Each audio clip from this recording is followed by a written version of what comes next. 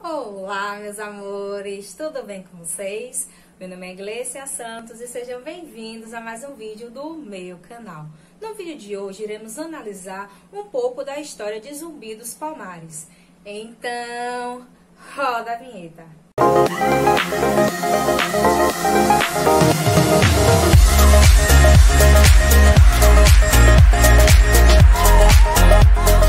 Zumbi dos Palmares foi um dos grandes líderes quilombola do Quilombo dos Palmares e um estrategista militar, que nasceu em 1655 em Alagoas. Apesar de ter nascido livre, quando criança, Zumbi foi capturado e entregue a um padre português que o batizou como Francisco.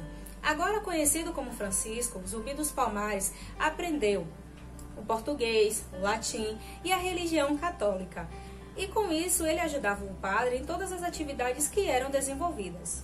Porém, aos 15 anos de idade, ele fugiu e foi para o Quilombo dos Palmares, que era um grande símbolo de resistência contra a sociedade escravista do período colonial. Algo muito bem abordado pela historiadora Beatriz Nascimento na obra Quilombola e Intelectual, que eu deixo como dica de leitura para vocês. Por ser um grande símbolo de resistência, o Quilombo dos Palmares enfrentou várias investidas militares contra o poder colonial que queria acabar com a comunidade quilombola.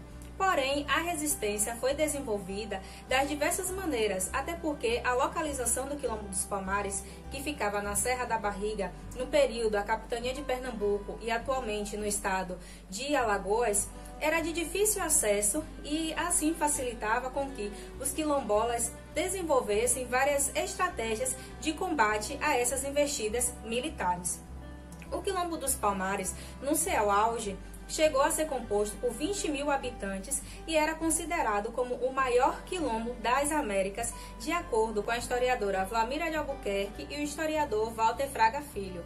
Então, assim mostrando como o Quilombo dos Palmares era esse grande símbolo de resistência e a grandiosidade que representava durante o período colonial. Zumbi dos Palmares, ao chegar ao Quilombo, passou a fazer parte das articulações militares que tinham como intuito proteger e defender o território. As articulações que Zumbi dos Palmares passou a desenvolver junto com o Quilombo ganhou tamanha proporção que em 1675 ele foi chamado de General das Armas do Quilombo dos Palmares pelo capitão Gonçalo Moreira. Então, assim mostrando como as articulações desenvolvidas pelos quilombolas ganhavam repercussão nos diversos espaços da sociedade. E por isso, Zumbi dos Palmares acabou sendo considerado como esse grande estrategista militar.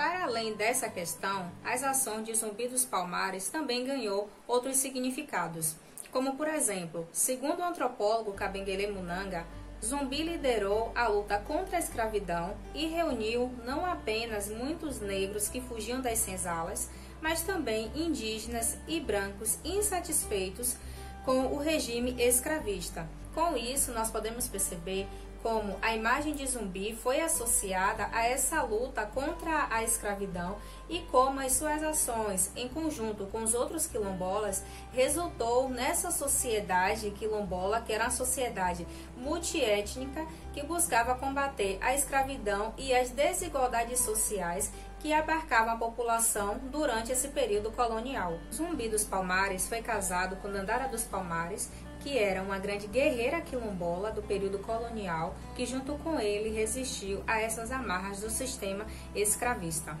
Após a morte do líder quilombola Gangazumba, que era tio de Zumbi dos Palmares, Zumbi assume o poder e continua desenvolvendo as articulações com o intuito de garantir a longevidade do quilombo. Porém, após muitas investidas, em 1694, a capital do Quilombo dos Palmares, que era o Mocambo, Macaco, acaba sendo invadida e destruída por uma articulação desenvolvida pelo bandeirante Jorge Velho, que tinha como intuito, por fim, acabar com o Quilombo dos Palmares. Nessa empreitada, muitos quilombolas são presos e também são mortos, e Zumbi dos Palmares acaba fugindo junto com outros integrantes do quilombo. Porém, no dia 20 de novembro de 1695, ele é capturado morto tenha sua cabeça degolada e exposta na praça de Recife, para servir como exemplo do que aconteceria com qualquer pessoa que tentasse se voltar contra o poder colonial. Apesar dessa morte trágica, a história e os feitos de Zumbi dos Palmares se perpetuam ao longo do processo histórico. Não é à toa que ele é considerado como um dos grandes símbolos de resistência contra a sociedade escravista e desigual que buscava colocar a população negra nesse lugar de inferioridade.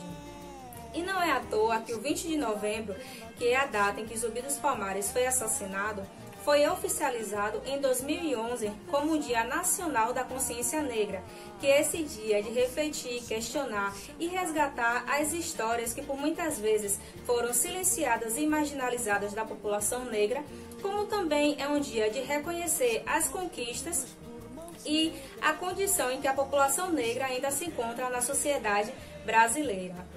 A história de Zumbi dos Palmares, infelizmente, ainda é marcada por muitas dúvidas, por muitos questionamentos, justamente por conta desse processo de silenciamento histórico.